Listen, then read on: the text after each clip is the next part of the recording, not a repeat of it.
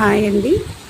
ఇవాళ chicken pickle పెట్టాలనుకొని decide అయ్యి ఒక హాఫ్ కేజీ అంటే ముక్కాలు చికెన్తో బోన్లెస్ చికెన్ ఫ్రై చేసి ఆయిల్లో బాగా గోల్డ్ కలర్ వచ్చేలాగా వేపుకోవాలండి. పచ్చివాసన పోయేంత వరకు ముక్క గట్టిగా స్ట్రాంగ్గా ఉండాలి.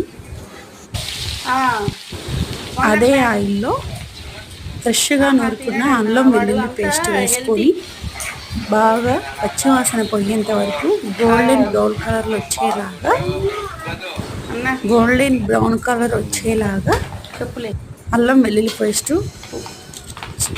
వేపుకోవాలండి. తర్వాత తగినంత ఉప్పు, జీలకర్ర పొడి, ధనియాల పొడి బాగా రోస్ట్ చేసుకొని ధనియాలు జీలకర్ర మిక్సీ వేసుకోవాలండి. కొంచెం మెంతిపిండి కూడా కలుపుకోవాలి.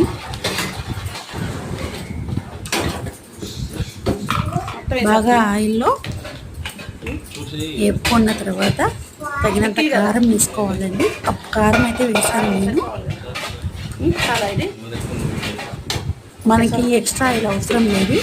మనం ఫస్ట్ ఏ ఆయిల్ అయితే ఫ్రైకి యూస్ చేస్తాము అంటే ఫ్రెష్గా ఆయిల్ ప్యాకెట్ తీసుకొని మళ్ళీ అదే ఆయిల్లో